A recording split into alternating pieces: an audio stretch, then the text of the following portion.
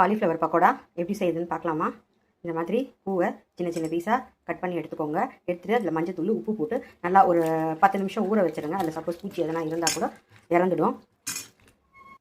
இப்போ இதை நம்ம ஒரே கொதி வேக வச்சு எடுத்துக்கலாம். நான் பெரிய பூவாக எடுத்துகிட்டு இருக்கிறதுனால இதில் நான் நல்லா ஒரு 1.25 ஸ்பூன் வெறுமிளகாய்த்தூள் போட்டுக்கிறேன். காஷ்மீரி மிளகாய்த்தூள் ஒரு 1.25 ஸ்பூன் போட்டுக்கிறேன். இது கொஞ்சம் நல்ல பைண்டிங்காக ஒரு 2 ஸ்பூன் மைதா மாவு சேர்த்துக்கலாம். 2-2.5 ஸ்பூன் சேர்த்துக்கோங்க, அப்போ தான் நல்லா கோட்டாகும். இது கூட அரிசி மாவு சேர்த்துக்கிறேன். அரிசி மாவும் ஒரு 1.25 ஸ்பூன் சேர்த்துக்கோங்க. தேவையான அளவு உப்பு, நல்லா 1 டேபிள் ஸ்பூன் இஞ்சி பூண்டு விழுது. இது கூட கொஞ்சோண்டு கசூரி மேத்தி, கொஞ்சமாக கரம் மசாலா ஒரு 1/2 ஸ்பூன் சேர்த்துக்கோங்க.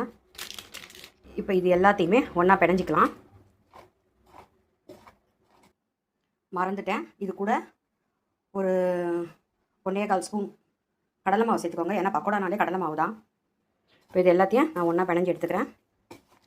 சப்போஸ் உங்களுக்கு தண்ணி தேவைப்பட்டதுன்னா சும்மா லைட்டாக ஒரே ஒரு சொட்டு மட்டும் தெளித்து பிணைஞ்சிக்கோங்க. தேவைப்படாது, ஏன்னா கொஞ்சம் நேரம் நம்ம இதில் ஊற வைக்கும் போதே தண்ணி வரும், அதனால் அது சரியாக போயிடும். நம்ம பிணைஞ்சிட்டோம். இது கூட மசாலா பிரியாமல் இருக்கிறதுக்கு சும்மா ஒரு ஸ்பூன் எண்ணெய் ஊற்றி திருப்பி பிணைஞ்சி வச்சுருங்க. பிணைஞ்சி ஒரு 15 நிமிஷம் நல்லா ஊற வச்சுருங்க. நான் தண்ணியே விடலை, அப்படியே தான் பிணைஞ்சிருக்கேன். எண்ணெய் வச்சுட்டு பொரிச்சு எடுத்துக்கலாம். கடாய் எண்ணெய் நல்லா சூடாகிடுச்சு. ஒன்று ஒன்றா போட்டுக்கோங்க.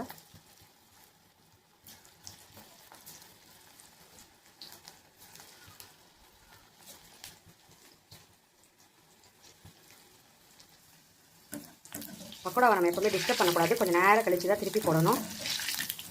ஏன்னா நீங்கள் உடனே திருப்பிட்டிங்கன்னா அதிலிருந்து மசாலாலாம் பிரிஞ்சு வந்துடும். பாருங்கள் எப்படி ஒட்டாமல் வருது. பக்கோடா ரெடி ஆகிடுச்சு. இப்போ நம்ம எடுத்துடலாம். பக்கோடா எடுக்கும்போது ஸ்லோ பண்ணிவிடுங்க.